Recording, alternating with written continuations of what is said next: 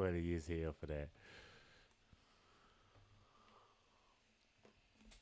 All right, I just gotta now. I gotta check it. I gotta see how it sounds.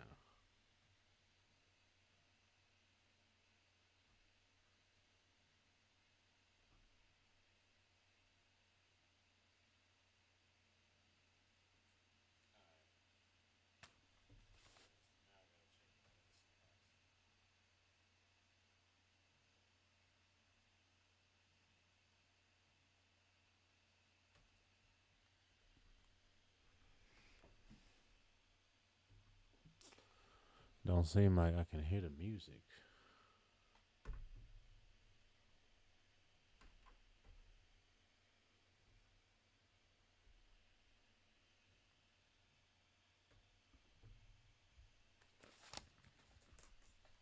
Don't seem like I can hear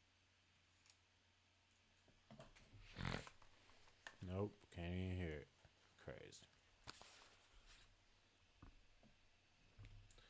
So why the fuck ain't the audio going?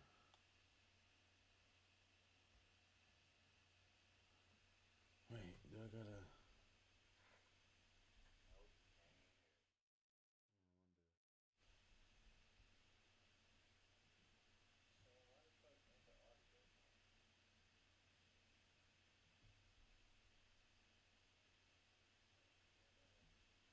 So that's all that's going through there. Like, how the fuck? What happened?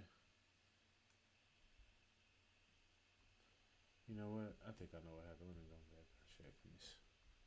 Let me check it out.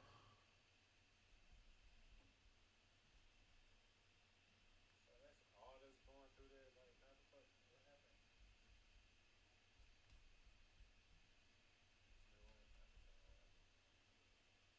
You know what? I think I know what happened.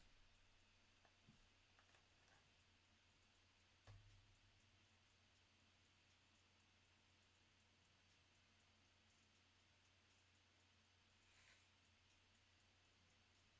Well, that's coming in fucking clear.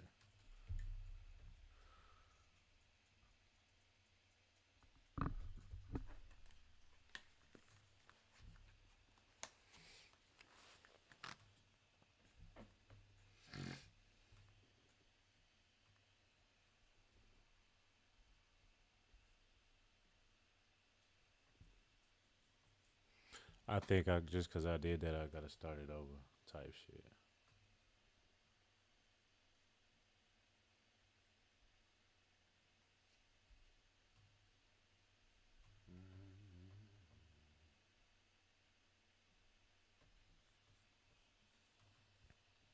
We got to open it up again. Yeah, we just getting stuff ready, man.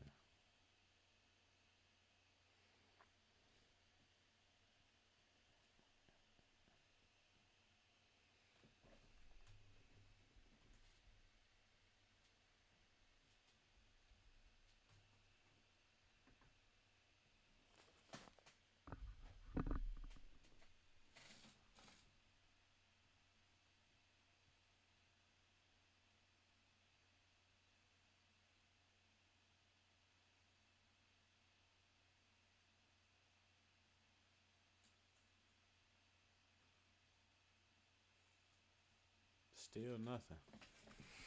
All right.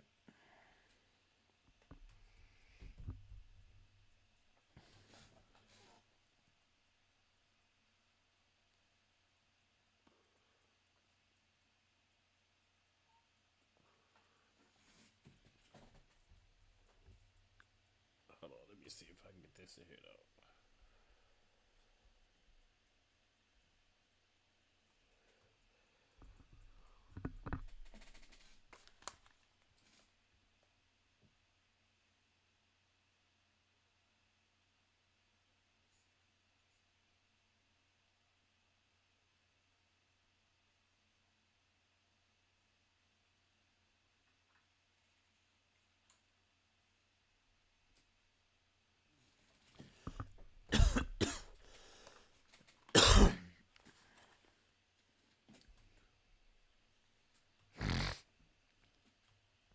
Okay. No, matter of fact, I'm tripping. What's this?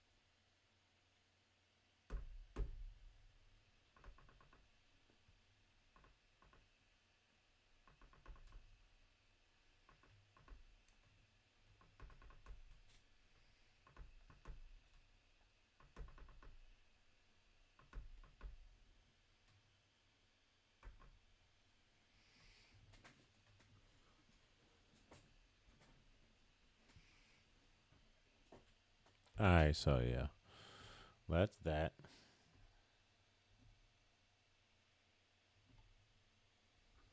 Now I gotta figure out why the fuck this shit ain't working.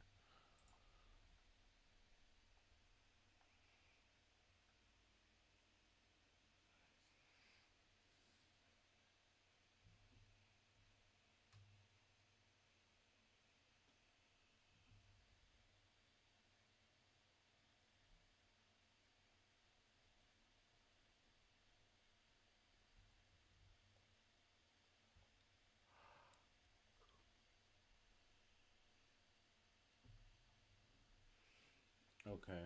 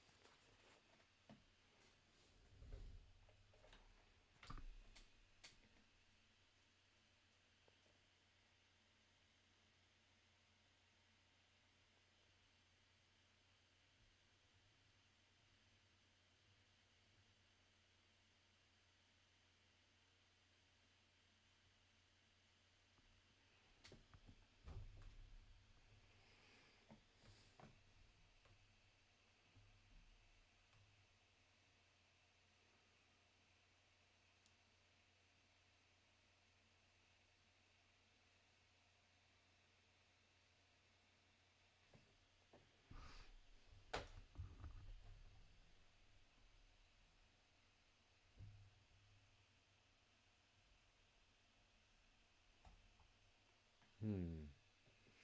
Okay. Let's see. Run it back then.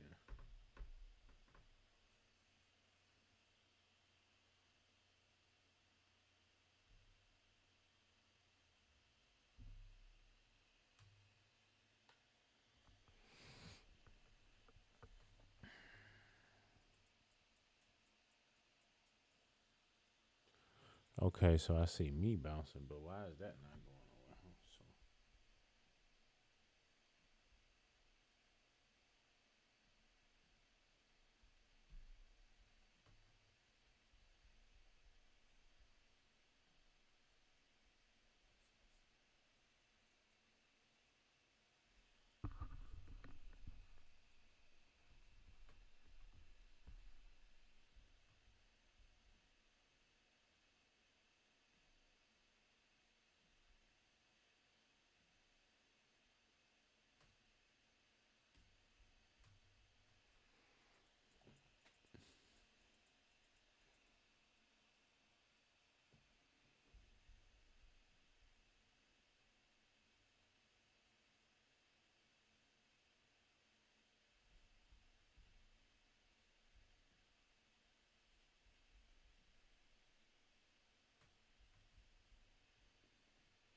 Okay, so why the fuck I can't see it? Do I gotta turn it up or something?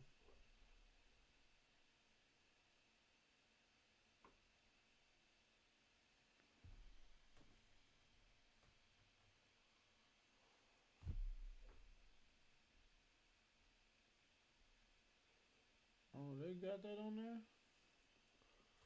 Okay.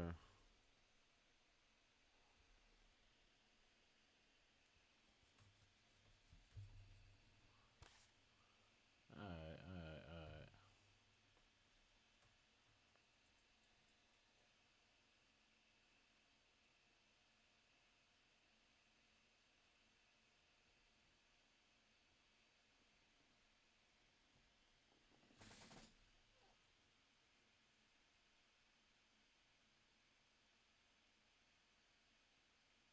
Hmm. Damn, man, I'm trying to figure this shit out.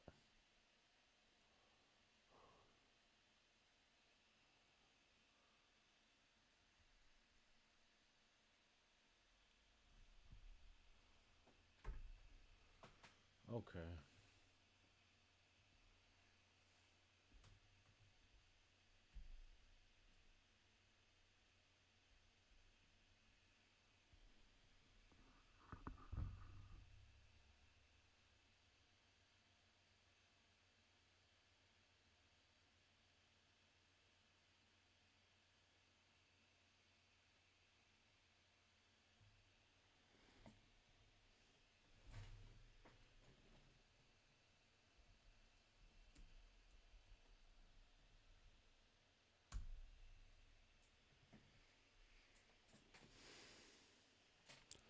So we got this. This is in. But that's nuts.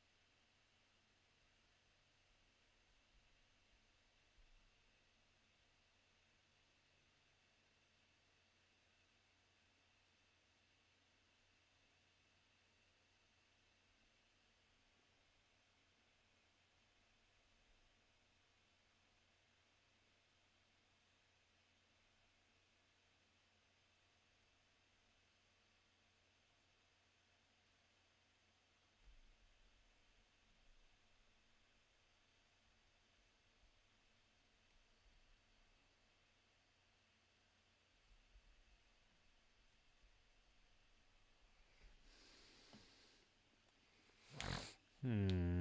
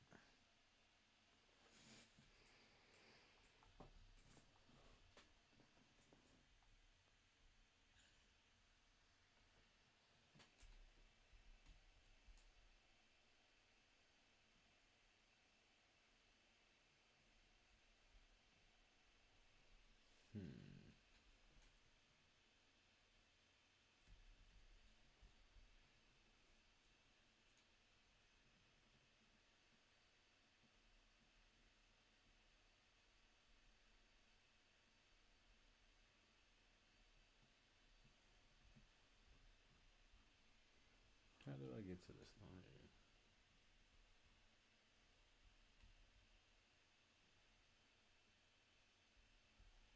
I don't think that was it either. I don't think that was it.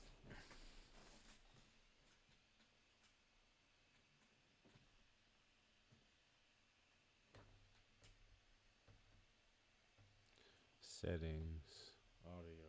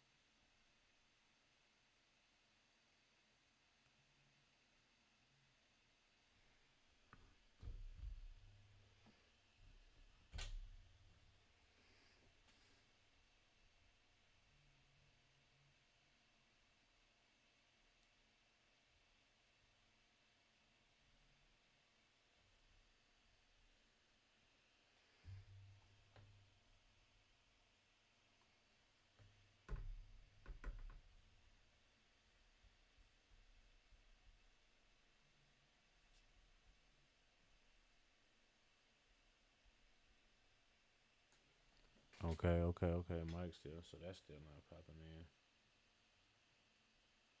Mm.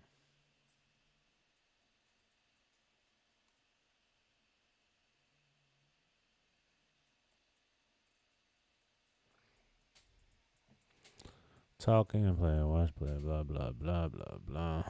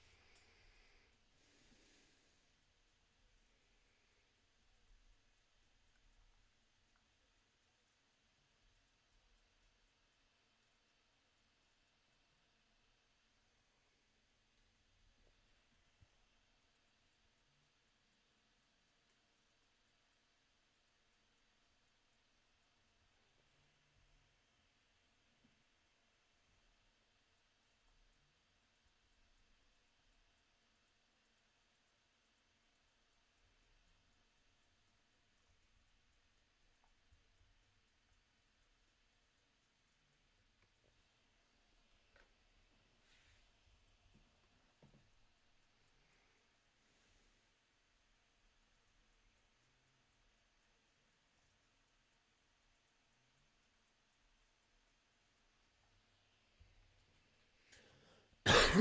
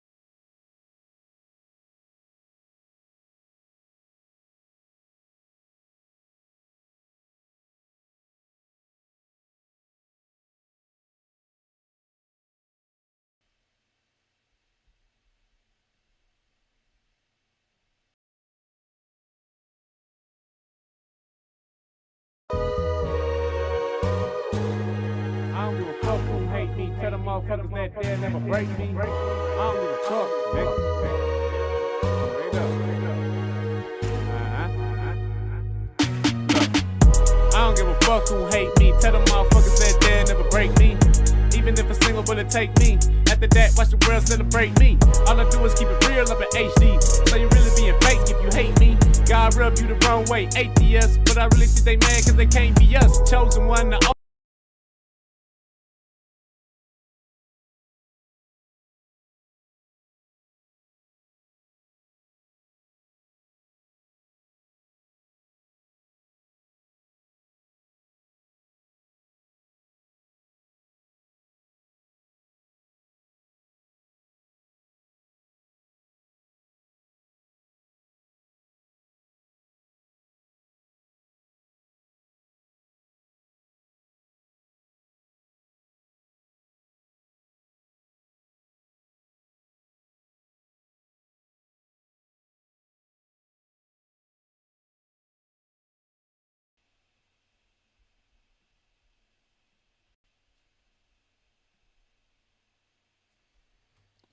Alright. So we got that. the son got killed. Who was holding the gun? Now Cool.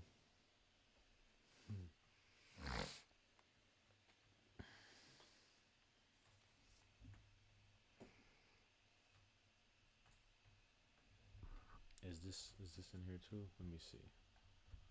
Oh, wait, I'm tripping. The construct. You see what I'm saying? The construct. All right, we got it together. That's what I'm talking about. Shit took me a minute. All right.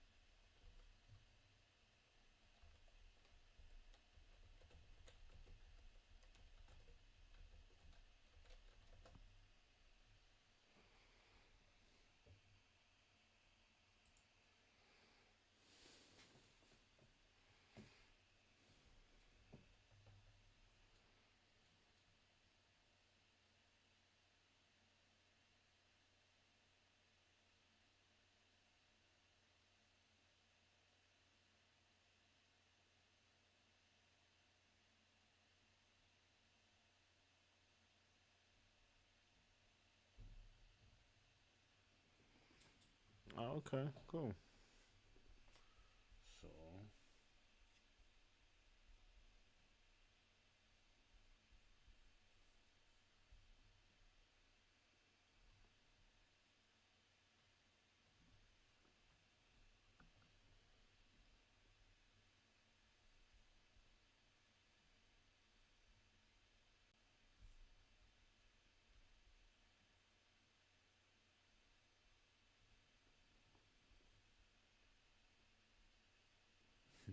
So it's coming together slowly but surely, right? All right.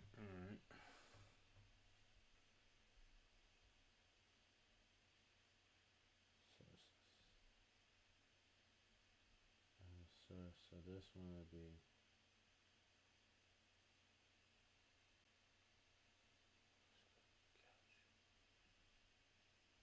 Boom.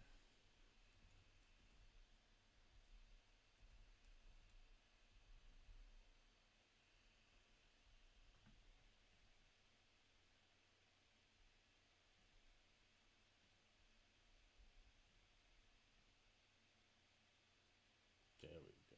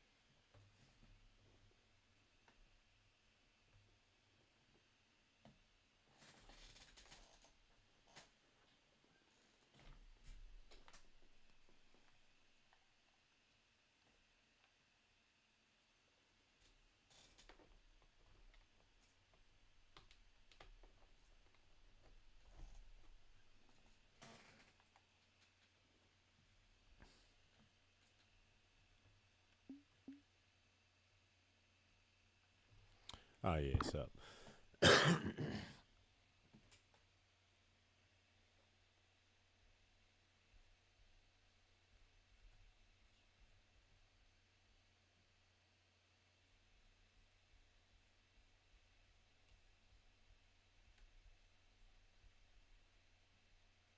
Is autonomous. These industries, manufacturing, automobile, communication, what did Elon get in and solidify himself in? Transportation. Isn't that a part of infrastructure? Mm-hmm. Now that I use Monday Service, AI makes solving tickets my form of meditation. Monday Service is a ticketing platform that helps us manage and automate our entire service operations with efficiency and with no code. Space travel, isn't that a part of infrastructure? Energy, isn't that a part of infrastructure? Or how about that highway he's going to build? Isn't that infrastructure? Everything he did, he has his own electrical grid. He's going to have the biggest network of satellites with Stargate, right? What do you think he's integrating himself in? The systems. Mm-hmm. He don't care about the industries. Which also means you can't be titans of the systems by using the system. It's impossible. It's not. That's what Richard Pryor said. He said you can't come looking like an agent of the system. Nah, you can. You gonna turn it around. The most radical thing that people could do that don't agree with a system is opt out. That's it. And create parallel systems, because it is the consent, right, that gives them the power. So it's saying that, damn, I have to use your social media platform. I have to use your bank. So then I have to complain and beg you to change things about it so I have a better user experience. That's right. Or, you know what? I don't want to use your system at all. I'm going to just create my own and use my own, right? What they're banking on is hoping that you never take this idea of not using theirs, right, and creating your own. Exactly. Even though over long term, the greatest benefit is creating your own. Long term, that is the only solution. That's right. Right?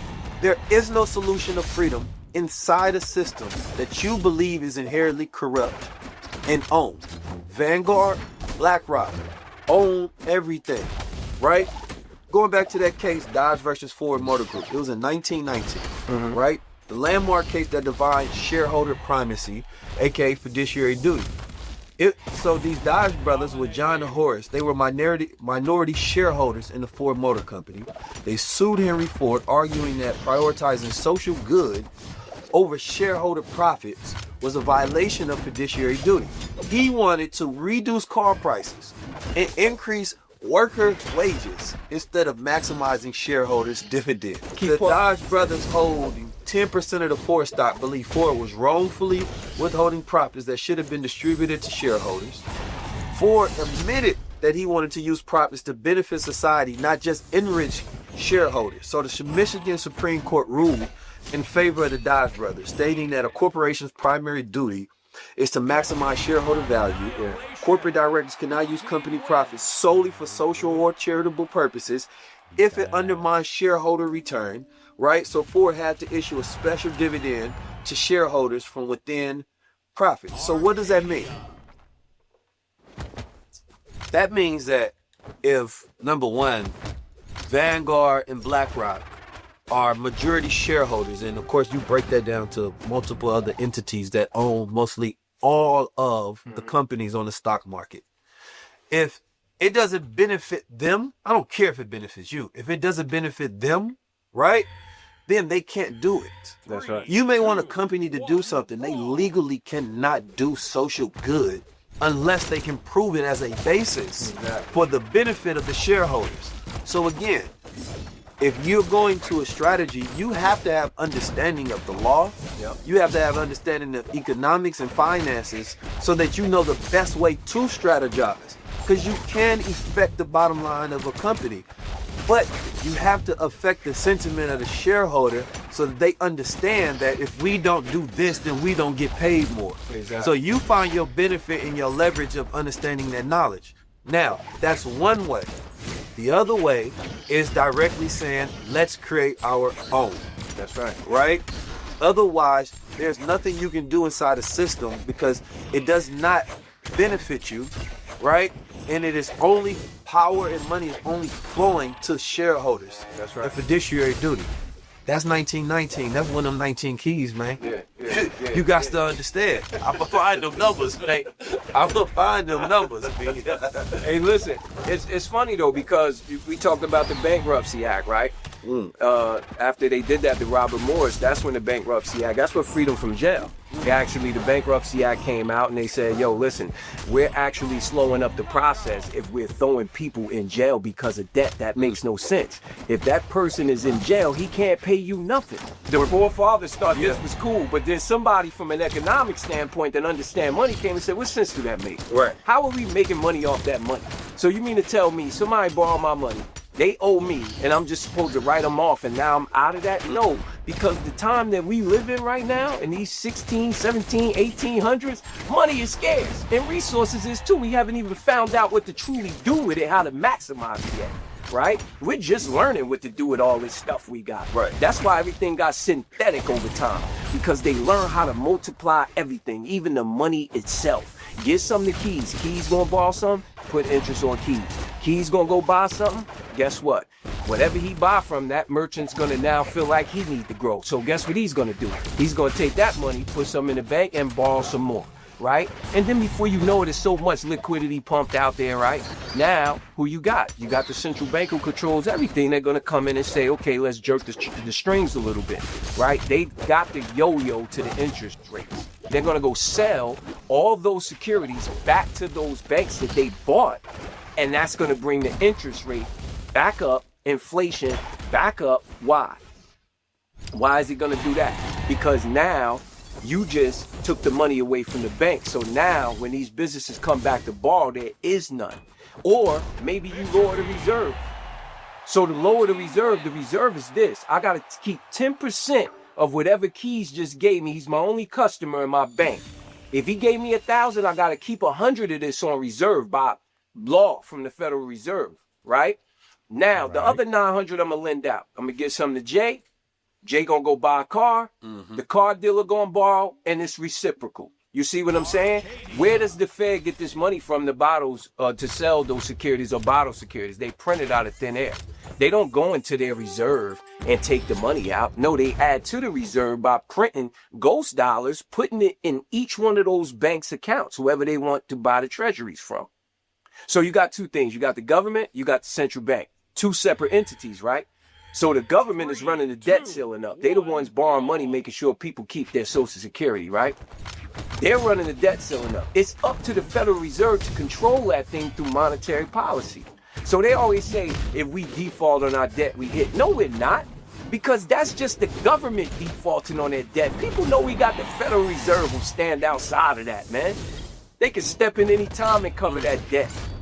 So it's all illusionary money, right? And it's all being made off thin air. So this is the way they learn how to multiply the money. If they could not multiply the money, then that means that the next war that takes place, the Iraq War, the Vietnam War, almost broke us. But before then, money was autonomous. Why? A couple things happened. Roosevelt removed it from the gold standard. So now, what happened during World War I? Those countries went broke because everybody was cashing in their resources for gold, or cashing in their gold for resources.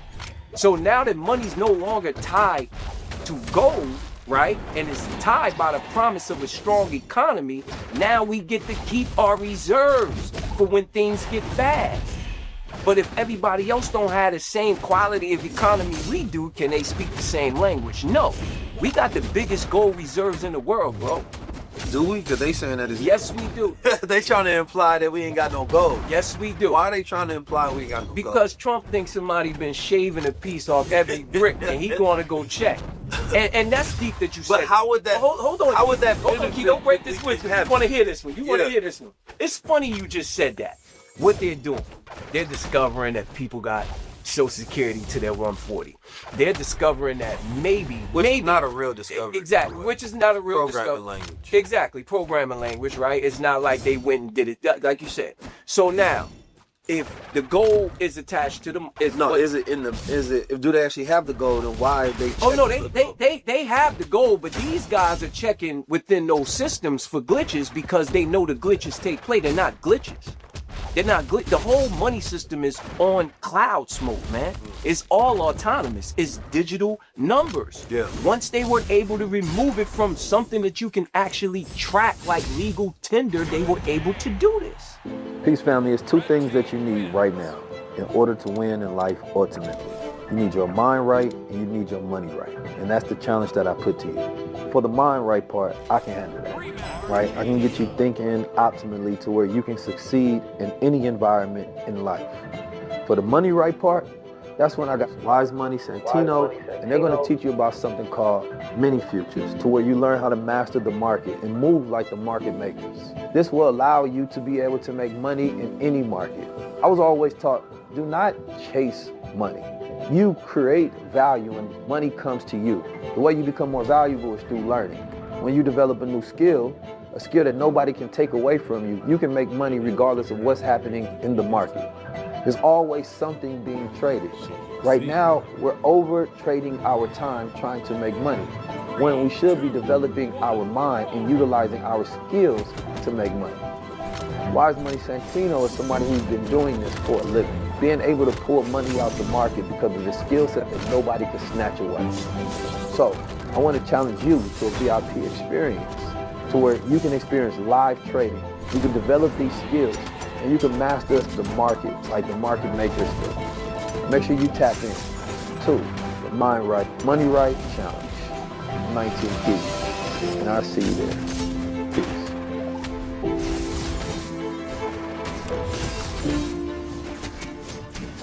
Speaking of automation, so it was an economist, leading man by the name of Darren. He wrote the Robot Apology, and it was essentially looking at, I think it's like 50 to 80% of wage inequalities comes from automation. So what it did is it disrupts the idea that it's China or globalization and tax the billionaires, when perhaps it really should be taxing the robots, right? And it's something that people now looking at because wage suppression happens through automation, right? So instead, you would then look at, okay, the more robots that a person have and the more automation that they're implementing, maybe we should be putting the taxes on that instead of the people, because they're the ones taking the jobs. The scapegoat is looking at globalization, right? Looking at China, things of that nature. So by the time the people figure it out, you lost your job because we're consistently creating more efficient processes of automation, and they don't have to pay humans as much money anymore. That's right. So while you're being scapegoated to look at these issues, is the reality of it is we should be taxing the robots. That's right. Right? Or the programs that create the robots. And if those people that are running the government really cares for the people, then they would say yes. Because why? You go get you a robot working, right? They not paying no taxes. That's right. But they just replaced the human workers, right? That was paying taxes on their income. Yeah. Right? So instead, I believe that, okay, cool, y'all want to replace some of the population with robots. Well, we should also be taxing them goddamn robots as well. See, now that's thinking ahead, right? Because by the time people figure this out, goddamn 50% of the workforce is gonna be replaced. You're gonna have trillionaires, right, that have hundreds of thousands, if not millions, of robots working for them, and they're getting free labor, right? Besides like repair and things of that nature. But then those robots are paying for themselves. But then that displaces a large percentage of the population, right? So now, instead of saying taxing the income of the billionaire themselves, it's the business practices that's replacing and automating these jobs away. And it's been doing that for a very long time, right? When we talk about factories and things of that nature, but now we at this point in time that if you don't start taxing the AI, tax the billionaire and the robots, don't tax the billionaire. Get the billionaire to pay you more. Right. So therefore, because eventually they're going to have to roll out some kind of universal basic income. Now, here's the thing. 80% of the jobs we have now, they did not exist in the past. That's right. Right? 80% of jobs will be in the future won't exist.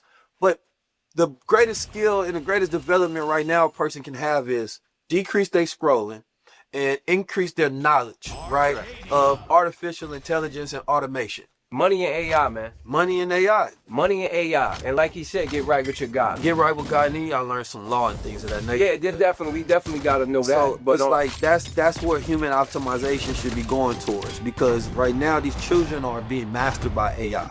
The more you use it, the more the system learns you, right? And as the system is learning you, they're learning how to clone you so that you're not necessary because it thinks like you, so why did it need you? Yeah. Right? So as we're using the system, we're teaching it how to replace us. That's right. Right? And so this is where we have to become better stewards of the way we utilize the technology. Exactly. We should be taking and putting these models locally on our computer so that data is not going back, right, to these companies, teaching it how to replace us.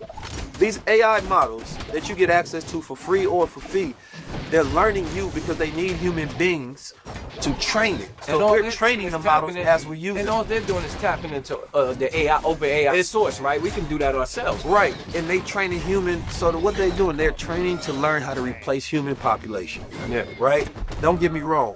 Right now, there's not enough people who are mastering AI, right? So AI is out there, but the people that's going to be the most advanced in the future are the ones that's really learning it to a T. They understand these systems. They have system knowledge. They understand and analyze data. They, like right now, you got AI with deep research. All of them are passing out these search models. You got Anthropic with Claude Sonnet 3, right? You got Perplexity. You got DeepSeek, right? You got SoundHound. DeepSeek creates a whole entire profile. You got all of these, but you should be learning. Number one, you can go and create, they got what they call Replit, to where you can automatically create apps on there. It's about you having a mastery of it because your job processes and skills right now, they're learning you to figure out how to replace you. So what you is trying to do is stay above the tool to learn how to use it. That's right. It's not, again, it goes back to the whole thing. It's not that it has to replace you, right? But if you're not updating yourself, because AI goes through what they call the knowledge refresh. If you go use DeepSeek, I think its cutoff date is in like 2023. If you try to use it right now and you ask it a question about Donald Trump, they say Donald Trump ain't president because it's in the past. It's the same thing with people. People don't go through a knowledge refresh, right? So your knowledge cutoff date, last time you learned something, last time you went to school and got a degree. But if I give me an AI model that was cut off in 1995, what good is it? Exactly. It's not trained on a world that is. And that's how human beings are. Their knowledge is cut off and they need a knowledge refresh to be updated in time so they can actually be useful. So when you go to organizations and the people that work for these organizations, you actually need to test them to see where they knowledge cut off. So an activist, right, certain leaders, politicians, like, are you even updated in the time right now to see if you're the best to serve us in this time? That's right. That's right. So we were speaking about Elon and them, and I just wanted to make the point of how they're pretty much attempting to rip the fabric out the system. For sure. Because we have to understand this. That's what adults do. But they're both not from traditional means of wealth in this country. Trump's fathers don't trace back to anything, any wealth in this country. They got it however they got it. Elon's not even from this country. He's originally from South Africa. He's a Canada nationalist. Yeah, that Pups has money. Right? So he comes from a different wealth line than here. They're looking at that wealth line, these two on the spectrum dudes, and they're saying, we need to rip this fabric out because it's not ours. Why do you think they're going against the IRS? When you ever seen a president come in and say, I'm going to dismantle the IRS? Well, he going after everybody that came after him. No. It ain't just that. Well, I mean, I'm saying, it's what you're saying, but I'm saying it's he wants to destroy the federal government. Additional. Anybody that could have came after him and his money, he wants to dismantle them systems, but it ain't about him and his money. Well, he want to get you to distrust the system as well so he can replace it with one that's loyal to him. If I'm a trillionaire within the system, how rich would I be if I design my own and get everybody to conform to it? At that point, it ain't even about money. It's Exactly. just power. It's just power. There's not another dollar amount. Meyer Rothschild owned the whole Europe and was single-handedly behind every war. It's so real. He got ran out of Germany when he was younger, went and found his success in other parts of Europe. But guess what? Guess who money was indirectly tied to the gold that Hitler was selling after he defeated and ran those Jews up out of there and ravished them for all their belongings? Guess what? The biggest Jew in the world was even indirectly buying his own people's gold. Who else was buying it? J.P. Morgan and them. You had to. And then they turned around and had the Olympics right after that. So y'all gotta understand what we dealing with. They're playing on a different level than us. step out of your emotions so you can start hearing some of the things that Keys and these other brothers say, because our emotions block us. And if emotions come in more than one way, they come in pride, they come in envy, they come in jealousy. Those are all emotions. Pride comes before the fall. Exactly. So now we're so proud of being black, talking about all these things that we started. I'm not proud of that, because for me, it shows me how bad we were at playing Monopoly. Don't keep pointing to me about things that were ravished from us or taken from us or we gave up. Well, when you don't have nothing, then you seek pride in the one thing that you can control, which was identity versus ownership. If I come from a family that owns oil fields, well, my pride is in the fact that we own these things. That's right. Not the fact that I'm a white man. Right? My pride would be in the fact that my family is powerful, they have class, right? Things of that nature. It wouldn't be my identity. It'd be my family and our ownership and what we've constructed and what we created. When you, the least you have and the less power you have, the more identity becomes more powerful. Yeah. Right? Because it's the one thing you can have pride in. Right? So when you see, you start to see that in society, that you start to get identitarianism, where people start identifying based on a constructs of identity. And then we got Bitcoiners, that's an identity, right? You got people that are Californians, that's an identity. People that say, well, I'm black, I'm white, identity, right? All of these identity constructs is so that you can have pride in something, right? But when you have money, right, the pride that you have is through accomplishment. Right, it's through execution, it's through ownership, right? It's through your family's history and legacy. So this idea of consistently, you create, and this is where low-level content comes in. Low-level content is a psyop. Yeah. To keep people disconnected through divisive identitarianism. You feel me? And so if I can keep you focusing on nothing, if I got you looking at the news every day and the news is showing a picture of the world that's negative, then your picture of the world in your mind is negative. Immediately. Then if you're taking short burst information, then everything you think is in short bursts. Never long form, never in depth, never paying attention. Never becoming a man or a woman who can actually think through a process, go step by step, and put it into action. So guess what happens? We in the attention economy, people can't pay attention. They got so much information overload. Guess what they can't do? They are not willful anymore, so when something's hard, they don't have the will to do it. Because they're seeking pleasure. They're seeking only their passions, right? So, okay, now I can give you a dangerous tool, but you're not going to be willful enough to master it.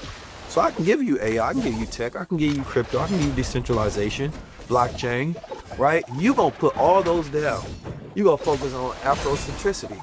You gonna focus on Pan-Africanism. You gonna fight for holidays and civil rights. What about all these tools that's right there to just build your own thing? Yeah. Right? You're gonna fight. Let's ignore that. To theirs. So you can't tell me that our fight for equality, right? And the energy that we put into it, I mean, just from the energy, because money is energy, right? I look at your team as time, energy, attitude, money, right? The time that we put into it, that's our wealth we can't get back. And we can create quantum leaps through time right now. The energy that we put into it, oh my God, the passion, the anger. It's still resonating on us today, and it's still emotions. Yeah. Then the attitude, which is not informed by us, is informed by the media. So he who controls media controls how you see, view, and feel about yourself and your brother, right? And so then your money is connected to all those things.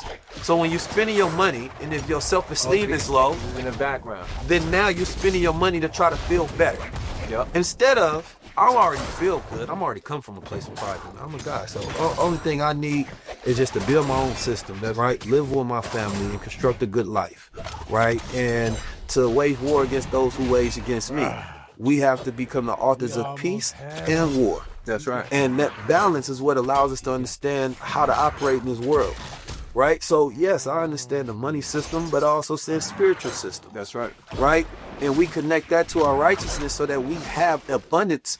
And it's not just the idea of balance, right? From, a 50-50. I've talked to a good sister before this, and I say balance. If I make me a Supermind coffee, some best coffee in the world, right? If I got that coffee and I want to balance it out, I'm not going to put 50% sugar in there. That's right.